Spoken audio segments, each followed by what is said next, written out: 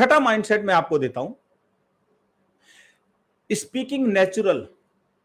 आपने देखा होगा ना, बहुत सारे लोग बड़े ही नेचुरल तरीके से बात करते हैं, बिल्कुल रिलैक्स होके। आपको लगेगा कि यार ये तो बड़ा ही, मतलब सामने चाहे 100 लोग हैं, चाहे 1000 लोग हैं, चाहे 10,000 लोग हैं, वो बड़े ही नेचुरल तरीके से बात करते हैं। आप में से कितने लोगों को लगता है कि ये आसान है, या कितने लोगों को लगता है ये मुश्किल है? नेचुरल होना, स्टेज पे बिल्कुल नेचुरल है। कितने लोगों को लगता है, जितने लोगों को लगता है कि ये आसान है, इजी है, या डिफिकल्ट है? ई लिख सकते हो अगर आपको लगता है इजी है, डिफिकल्ट लिख सकते हो अगर आपको लगता है डिफिकल्ट है, डी। कितने लोग सोचते हैं कि यस ये तो आसान है सर, नेचुरल तो कोई मुश्किल नहीं है, या यस ये तो बहुत मुश्किल है? मुश्किल है, विपिन जी कह रहे हैं मुश्किल है, मुश्किल है।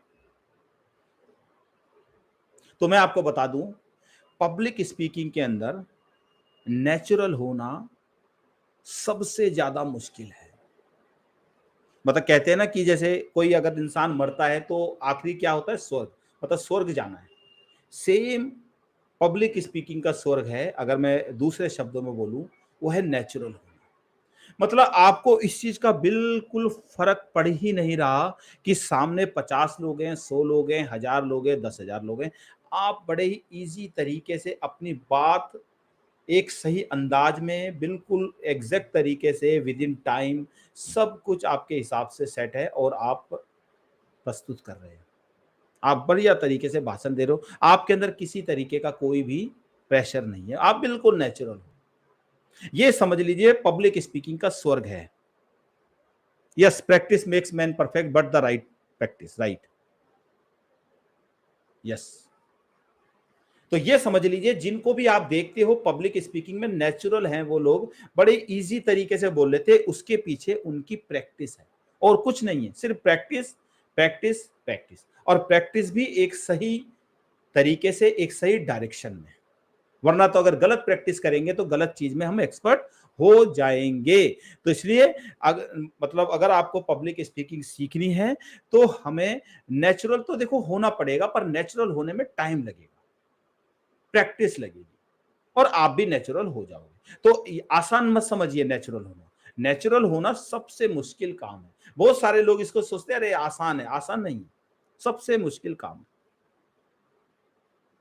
अगला माइंडसेट मैं आपको देता हूं, पब्लिक स्पीकिंग सीखने में सबसे ज्यादा मुश्किल आती तब है जब आप पब्लिक स्पीकिंग तो करते हो, पर उन लोगों के सामने करते हो जिन लोगों को आप जानते हो। यानी कि नॉन ऑडियंस के सामने जब कभी भी आप स्पीच देते हो, प्रेजेंटेशन देते हो, तो आप पब्लिक स्पीकिंग सीख नहीं रहे हो, या फिर सीखना मुश्किल हो जाएगा। इसको समझते हैं कैसे?